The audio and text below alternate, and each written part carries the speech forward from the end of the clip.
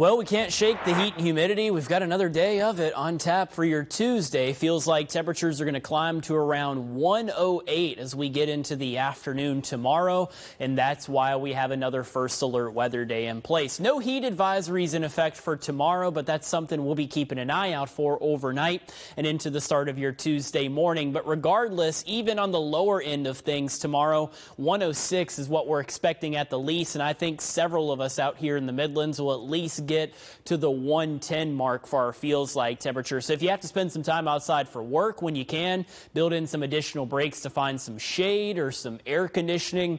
Also, go ahead and start drinking lots of water. That begins tonight before bed, in the morning as you wake up, so your body can get the day going, and from there continuing to drink water. Make sure you don't wait until you're thirsty, because at that point it's a little too late and dehydration could already begin to set in. Thankfully, with the peak heat of the day, we had a few showers and storms to help us cool off out there. And looking across First Alert satellite and radar this evening, a lot of these leftover showers and storms are beginning to fizzle out. This particular storm near Orangeburg, it's really weakened over the last 30 to 45 minutes. A little farther to the north and west along 26, another weakening thunderstorm. So that's some good news. I think this leftover rain that you see drifting into the Midlands from our west, it'll start to fizzle out, especially by midnight. And once we get past midnight, we're dry, I think, through the rest of the night tonight. Temperatures are going to struggle to cool off. Mid and upper 70s is what you can expect if you're out the door early in the morning to get your Tuesday started.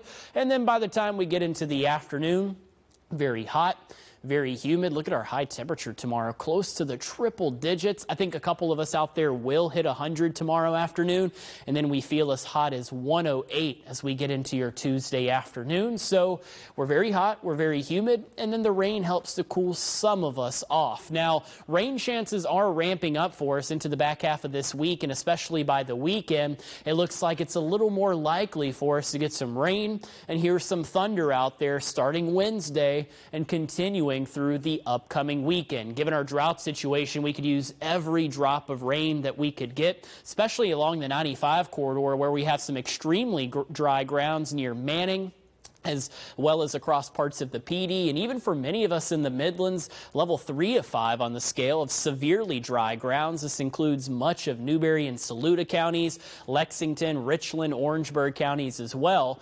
included in this level 3 of 5 extremely dry ground. So if we start getting to the point where we're limited on rain, unfortunately, the drought situation will not ease up. So that's why we've got to root for as much of it as we can get. Some of us started to get that today. Unfortunately, we're getting very hot and humid tomorrow, but this peak heat of the day will allow for a few more showers and storms once we get into the afternoon. As we climb through the rest of the week, notice how our temperatures start to cool off as we get rain chances to increase out there, mid and upper 80s by the weekend, and our pattern stays unsettled, Hannah, even as we head into next week.